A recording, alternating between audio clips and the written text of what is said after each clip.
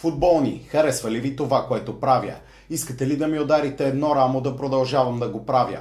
Ако имате 18 години, натиснете линка в описанието на този клип, регистрирайте се в сайта PalmsBet и когато ви се пускат фишове на футболни мачове, го правете там, а не другаде. Какво ще спечелите? Бонуси при първите си 3 депозита.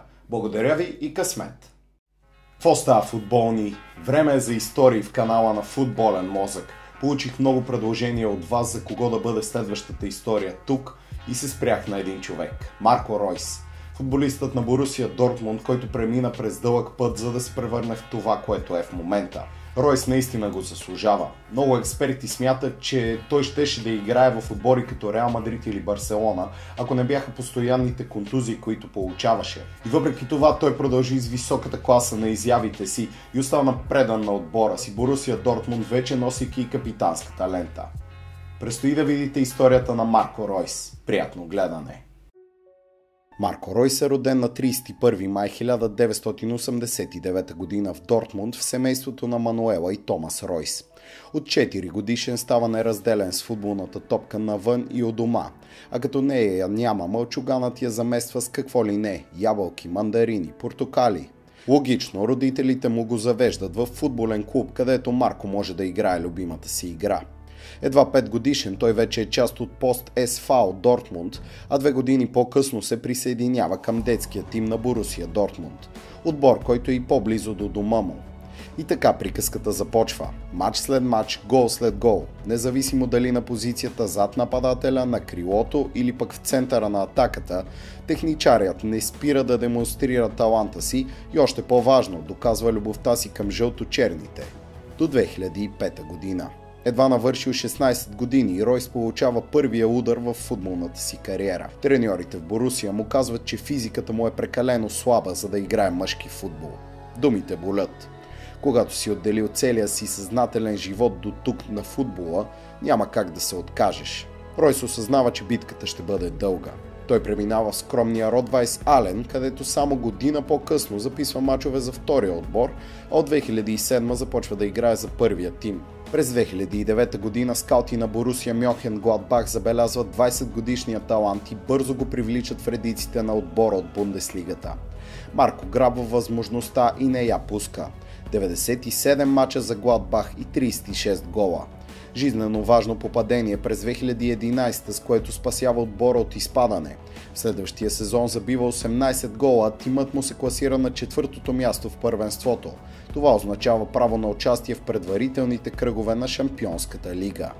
Не е зле за изгонено заради физика момче, но мечтата на Марко все пак е останала там някъде, между дома му и стадиона на Борусия Дортмунд Сигнал Идуна парк.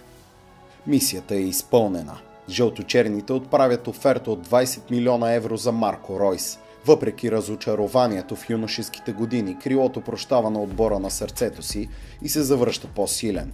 Решение, което го превръща в звезда на световния футбол. Той подписва договор с Пума, създава собствена марка за дрехи, дарявайки част от приходите от нея за благотворителност. Крейва на обложката на футболния симулатор FIFA. Под ръководството на Юрген Клоп печели 2 пъти Суперкупата и веднъж Купата на Германия. Достига до финал на Шампионската лига, но още по-важно, влиза трайно в сърцата на феновете на тима с таланта и отдадеността си. Но Марко не е обичан само от феновете, а и от съотборниците. Това доказват различните специални поздрави, които Ройс създава с всеки един от големите си приятели – Роберт Левандовски, Марио Гьоце, Пиер Емерик Обамеянг, Илкай Гюндоган, Шинджи Кагава, Нури Шахин. Именно тези играчи сформират отлична атмосфера на и извън терена, ставайки основата на впечатляващото представяне на Борусия Дортмунд под ръководството на Клоп. Всичко изглежда наред. Ройс е успял, спокоен и у дома, докато отново не се намесва съдбата. От малък единайската се вдъхновява от мачовете на чешкия халф Томаш Росицки, име, което щеше да бъде още по-голямо и разпознаваемо, ако не бяха постоянните контузии. Иронично или не, точно тази участ сполетява и Ройс. През втората половина на сезон 2013-2014 Марко се отличава с 8 гола и 5 асистенции в Бундеслигата, но целта му да играе с фанелката на Германия на световното първенство в Бразилия е разрушена напълно.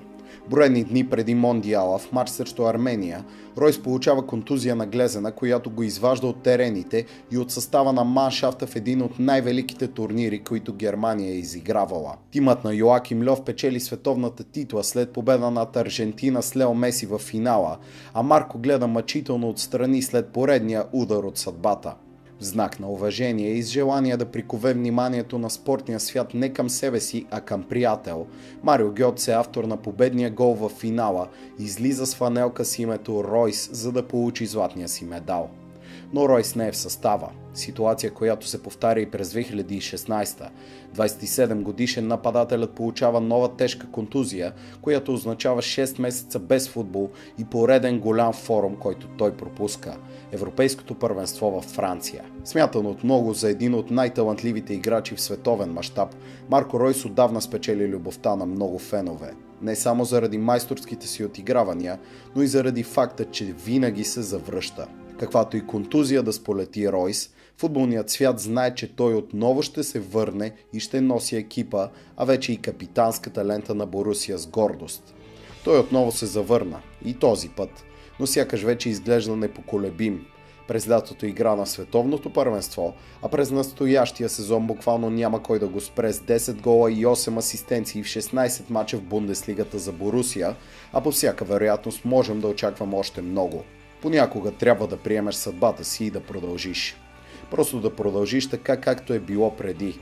Ройс няма никога да стигне Меси и Роналдо по успехи. Не е сигурно, че въобще ще спечели и трофея от Бундеслигата, поне веднъж. Но след всичките препятствия, с характера, който показа през годините, той заслужи мястото си при големите. Защото е трудно да бъдеш успешен, когато непрестанно си удрян от съдбата.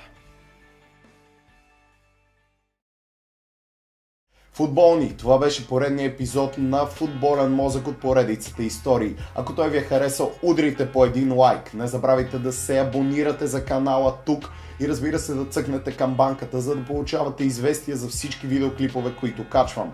Виждате страницата във Facebook, която може да харесате, или пък да последвате тази в Instagram. Следващия епизод в канала ще бъде от рубриката класации и се надявам да ви хареса, а до тогава запомнете, играта живее в сърцето и кара мозъка да поудява. Ще се видим скоро, футболни.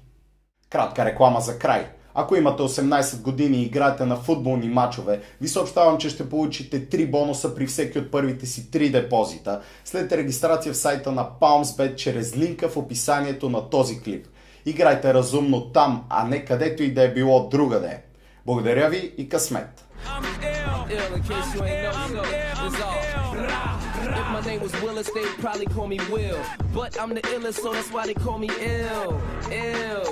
You niggas disgust me, and they ain't talking about shit unless they discuss me. Funeral fab, yeah, I'm in the building, y'all.